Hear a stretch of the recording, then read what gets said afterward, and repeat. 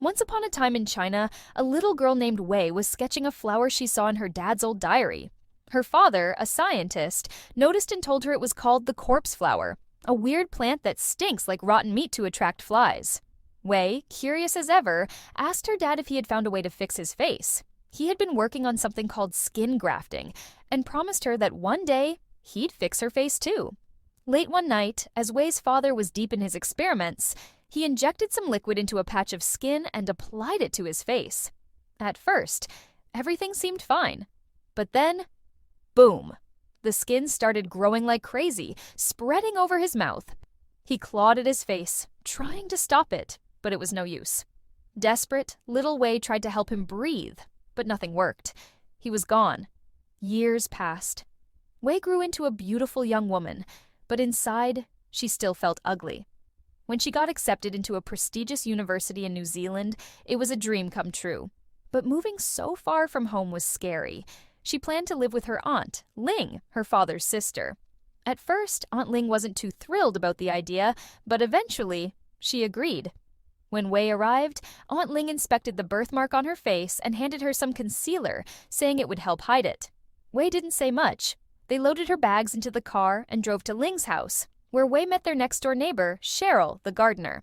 Inside, Wei was introduced to her cousin, Angela, and Angela's little dog, Bicky. Aunt Ling was quick to brag about Wei's ability to speak both English and Chinese, telling Angela she should learn from her cousin. Angela was not having it. Later, Wei overheard Angela on the phone with her dad, begging him to take her away. Before Wei could process that, Bicky barked, and Angela quickly shut the door.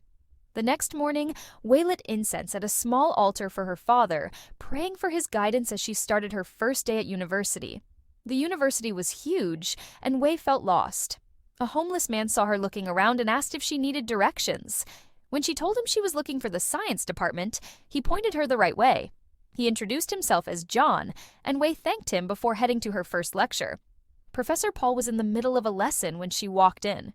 At the end of class, he handed back mock quiz scores. Wei had gotten a perfect score, which made some of the other students take notice. Paul announced he was looking for a lab assistant and told interested students to sign up. Later, Wei snuck into the lab and started reading her father's old diary. She was so lost in it that she didn't hear Paul coming in. He took the diary from her hands and skimmed through it. When she explained that it belonged to her father, who was a scientist, Paul seemed intrigued. She told him she wanted to continue her father's research. Impressed, Paul offered her the lab assistant position and even said he'd help with her father's skin grafting experiment. Back at Aunt Ling's house, Angela's friends, Jasmine and Eve, came over to watch movies. When they spotted the prayer altar, Angela rolled her eyes and told them it belonged to her weird cousin. The girls got curious and snuck into Wei's room. Inside, they found pictures of insects plastered all over the walls. Then Eve opened a drawer and saw surgical tools with dried bloodstains. That was enough. They bolted out of the room. Later that night, Wei came home and greeted them. The girls nearly jumped out of their skin. Angela introduced Wei to her friends, and as they watched a horror movie, Wei casually slurped noodles with prawns. The way she ate made the girls visibly disgusted, and one by one, they made excuses to leave. Meanwhile, Paul was facing his own problems. He got an email from the research board warning him that his funding would be cut if he didn't make a major scientific breakthrough soon. The next day at school, Wei watched Eve from a distance, admiring how effortlessly beautiful she was. She even tried mimicking Eve's accent under her breath.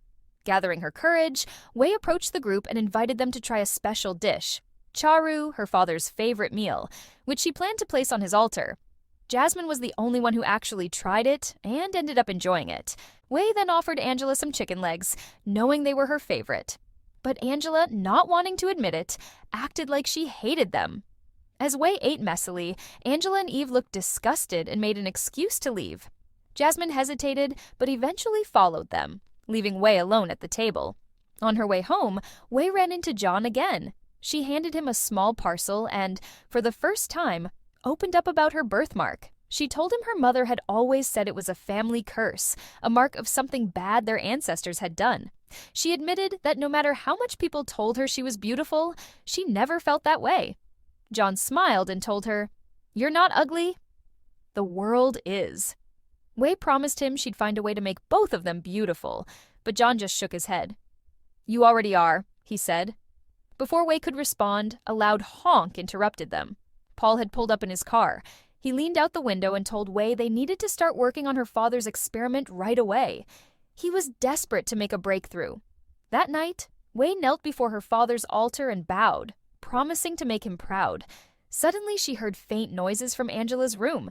Peeking through the door, she saw Angela and her boyfriend, Josh, in a heated moment.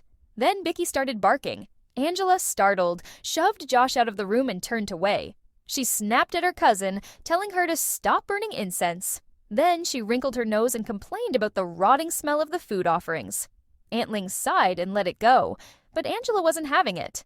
She snapped, yelling that her mother was never home, then stormed off to her room, slamming the door behind her. The next day, Wei and Paul got back to work on the skin grafting experiment. Wei explained that something was missing, a binding agent that would merge the skin tissue perfectly, but she had no idea what it was. Paul, his eyes lighting up at the possibility of success, declared that if they found this missing ingredient, they could become famous.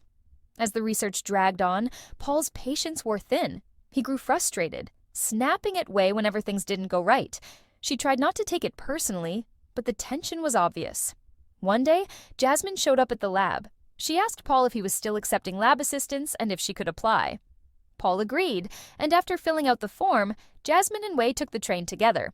During the ride, Jasmine looked at Wei with a soft smile. "It must be tough, fitting in here," she said, "but I think you're really strong." Noticing Wei's scarf, Jasmine gently suggested, "You should take that off. The scarf is ugly, not you." Wei was touched. It had been a long time since anyone spoke to her with such kindness. Then, something caught her eye. A flyer announcing that the corpse flower was blooming for the first time in 5 years. Her mind flashed back to her childhood, to the flower she had sketched in her father's diary. Could this be it? Could this be the missing ingredient? Wei wasted no time. She went to the exhibition where the corpse flower was on display, carefully collecting a jelly-like substance from it. Back in the lab, she mixed it with her experiment. And then, it worked. The solution instantly repaired damaged tissue. She had done it. Later that night, Paul and Eve, who had been secretly hooking up, were startled to find Wei still in the lab. Paul, acting casual, told Eve to leave through the back door so Wei wouldn't suspect anything. But Eve wasn't stupid. Jealous and suspicious, she snapped a quick photo of Wei and Paul together before sneaking out. Wei eagerly showed Paul her breakthrough, demonstrating how the solution healed her own skin. But before they could celebrate, Eve barged back in, throwing an arm around Wei and inviting her to a girls' night out. Before Wei could say no, Eve shoved her out of the lab. In her rush, Wei left behind her father's diary. Paul later picked up the diary, flipping through the pages. His eyes gleamed with greed. He quickly snapped photos of it and sent them to a friend for translation. Meanwhile, Eve sent the compromising photo to Angela, twisting the story. Angela saw the picture and lost it. Furious, she ran to her mother, telling her something was seriously wrong with Wei. That night, Eve drove Wei to a deserted area, far from the city. She parked the car, crossed her arms, and glared. "Listen," Eve sneered, "stay away from professors. You don't get good grades by sleeping with them." With that, she left Wei stranded.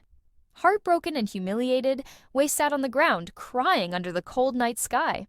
By the time she got home, her father's altar had been destroyed. Incense scattered, photos torn, the offerings trashed.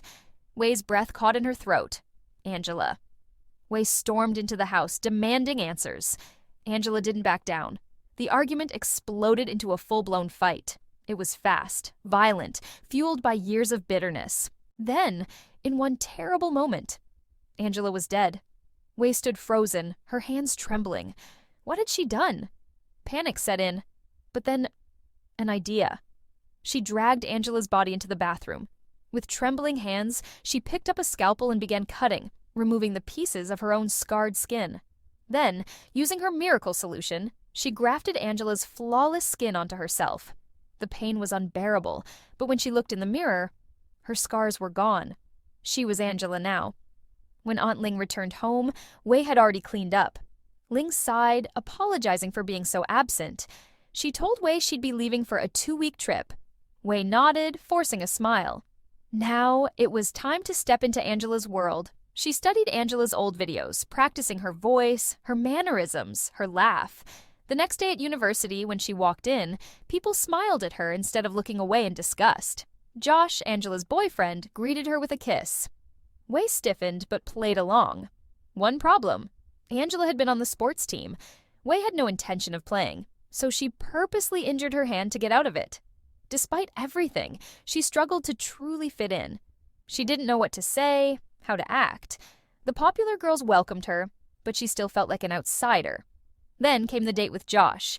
He took her to a hillside, the city lights twinkling below. They kissed. And then, it happened. The skin on her face began peeling off.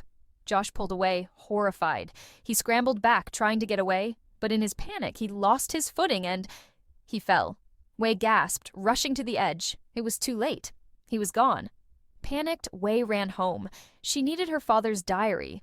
She needed Paul. She called him, but he didn't pick up.